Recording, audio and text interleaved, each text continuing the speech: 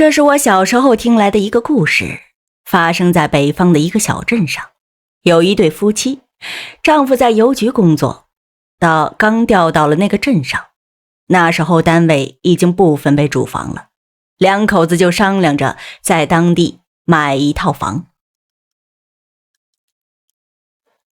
我跟你们说，这个房子那买到就是赚到了。原来的房主搬到城里跟儿子享福去了，这房子空着也没用，就转手给我卖。你们一看呐，保准满意。经人介绍，他们找到了一个倒爷，还别说，真让他们夫妻俩找到了一套便宜的房子。到了，就是这个院子。两人赶在周末都放假休息，就跟着那个人去看了房子。那时候镇上根本没有楼房，都是大瓦房。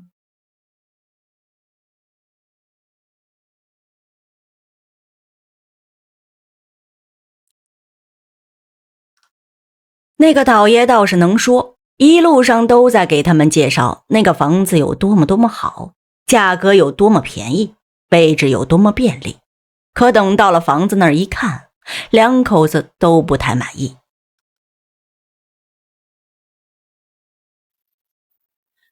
咱们进去看看吧，在外面也看不出啥来，这屋子呀得靠人收拾。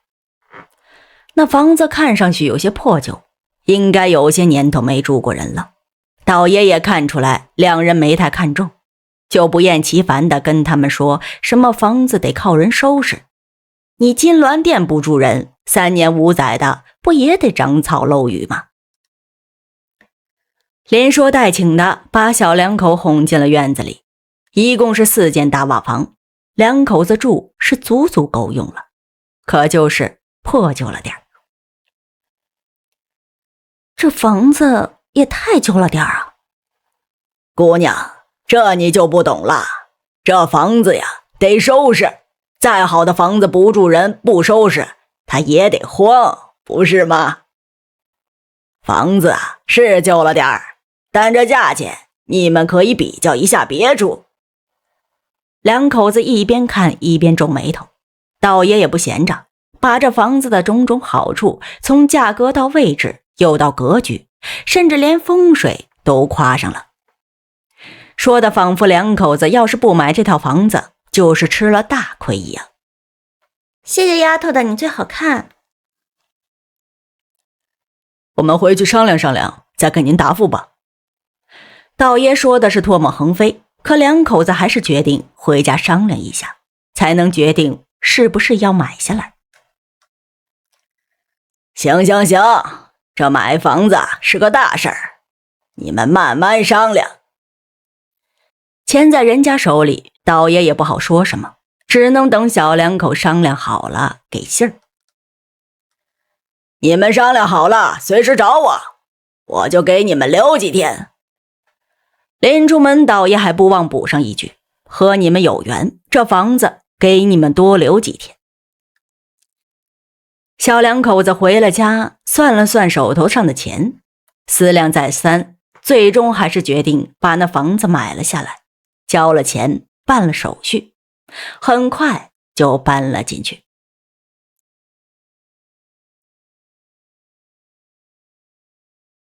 辛苦了，师傅，您慢点啊。房子里外请人翻新了一下，又置办了些新的家具，小两口满心欢喜的住了进去。咋样？以后这就是咱们的家了。虽然家当不多，可也忙活了大半天。到了晚上，看着眼前焕然一新的房子，也有了家的样子。忙活了一天了，刚搬进来也没开火，买了点现成的，随便吃了顿，两人就睡下了。可这新家的第一晚，两口子就睡得不安稳。夜里也不知是谁家的夫妻俩在外面大吵大闹的，把两人给吵醒了。我这一天在外面累死累活的，还不是为了这个家？你是为了这个家？你看过一天孩子吗？妻子王艳想出去看看，让丈夫李中平给拦下了，因为两人是新搬来的，谁都不认识。别人夫妻两个吵架也不好管，还是不要去凑热闹的好。原本以为外面的人吵几句就消停了，可是没想到越吵越凶。你一个月在家里待多长时间？加起来能有1星期吗？你家里整天出了事儿，你爹妈就会来找我。你个当儿子的去哪儿了？感谢关注，谢谢谢谢。你听，怎么吵得这么凶啊？好，我窝囊，我没本事，你想怎么着？是不是非得我死了你才满意？男方骂的也是很难听，李中平倒也没当成一回事儿。王艳却觉得这邻居是真的没素质，大半夜的自己不睡也就算了，还吵得别人也睡不安生。好，赵红，你给我等着！你回来，你去哪儿？你是不是又去找那个巴拉巴拉呀？我告诉你，你今天去了就别回来。哎呀，算了，别管了，快睡吧。谢谢丫头。谢谢丫头。李中平劝了王艳几句，王艳这才躺下。李中平那边都打起了呼噜了，王艳都没再睡着。外面的两口子一直吵到了天蒙蒙亮，才没了动静。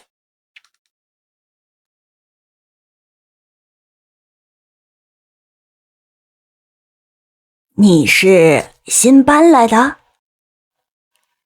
第二天一早，李中平去上班了，留下王艳一个人在家，还得再收拾收拾。王艳端着一盆脏水倒到了大门外，正转身要回屋，听见身后有人在跟自己说话。不让点赞啊，到了上线了吧？阿姨你好，我是昨天刚搬过来的。王艳回头一看，是个老太太，自己并不认识。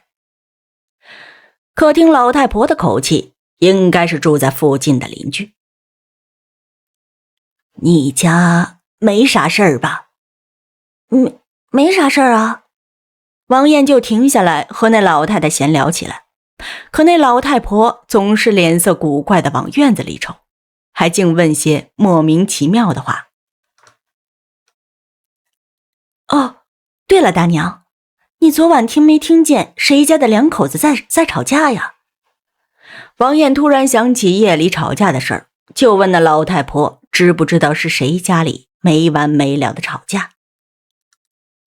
啊，你听见了？吵得那么凶，哪能听不见呢？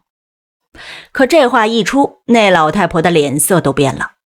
王艳也不明白老太婆为什么会那么大的反应。大娘，要不你到我家坐坐吧。王艳更是觉得这个邻居家的老太婆实在是太奇怪了，就不想聊了，想回家，就客套了一下，说要请老太婆到家里坐一坐。不了，我还有事。可那老太太一听王艳要请自己进屋，吓得是连连的摆手，扭头就走。王艳心说，这老太婆八成是精神有些问题，要不怎么神神叨叨的呢？王艳进了屋，因为刚刚搬的家，有很多东西需要收拾。王艳是忙东忙西，根本没有空闲的功夫。但是干活的时候，王艳总觉得浑身不自在。总是感觉身后有人，可几次扭回头去，身后又什么都没有。王艳以前也经常在李中平上班的时候一个人待在家里，可从来也没有过这种身后有人盯着自己的感觉。王艳就这么干着活，不时地回过头瞅瞅身后，一直到李中平下班回来。今天在家收拾，累坏了吧？忙了一天的李中平也是饿了，狼吞虎咽地吃着饭菜，可眼前的王艳却没怎么动筷子，就问王艳是不是一个人收拾家里累着了。累倒是不累，就是觉得不自在。王艳就和李中平说起了白天一个人在家总觉得不自在的事儿，说总觉得屋里有人在身后盯着自己。不自在？总是感觉屋里有人。哦，屋里有人？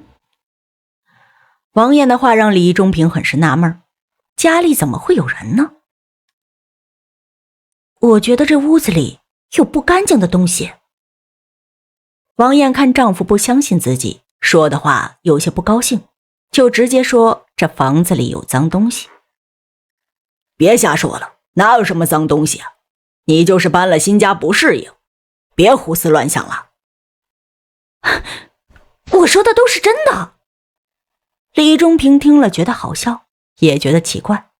王艳以前可不相信什么鬼神，这怎么搬了一次家就变得神道了起来呢？以为他是刚换了新环境，不适应而没有安全感。李中平一个劲儿地劝说王艳不要胡思乱想，可王艳坚持自己的感觉没有错。平时从没红过脸的两口子，为了这事儿更是大吵一架，饭也没吃好，都赌气地睡下了。那天夜里，王艳想上厕所，有些不太敢去，又正和李中平在赌气，不想叫醒他陪自己，只能自己硬着头皮穿鞋下了地。那个年头，农村还在用旱厕，一般都是在房子后院的角落里，用砖头或者木板搭建起来的。王艳一个人战战兢兢地往厕所里走。农村的夜晚又是格外的安静，王艳每走一步，鞋底都会发出嗒嗒的声音，在寂静的夜里显得格外的刺耳。王艳走着走着，就听到身后好像有人在跟着自己，可她回过头，身后只有空旷的院子，别的什么都没有。王艳越走越害怕，最后变成了小跑。可她觉得自己跑起来了，身后的那个人也跟着跑了起来。为了确定身后没有人跟随，她只能一直回头看。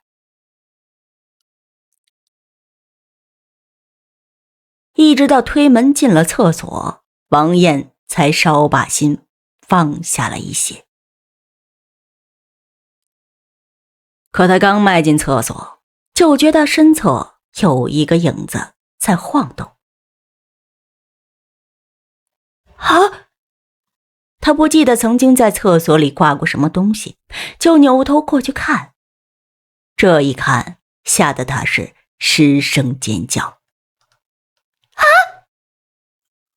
就在厕所的房梁上吊着一个男人的尸体，尸体已经风干，屋子晃动着。鬼呀！王艳被吓得瘫倒在了地上，撕心裂肺地喊着有鬼。鬼！燕子，你怎么了？有鬼！凄厉的叫声在夜里传出去老远，也惊动了她的丈夫李中平。李中平听到后院王艳的叫声，光着脚丫子快步跑了出去，看见王艳坐在地上，一直大叫有鬼有鬼。谢谢小婷的点赞。李忠平扶起了王艳，顺着王艳手指的方向看去，眼前只有敞着门的厕所，里面也是空空荡荡，没有任何东西。王艳在那次之后受到了很大的刺激，再也不敢一个人待在家里，整天恍恍惚惚的。有鬼，有鬼啊！哪里有鬼啊？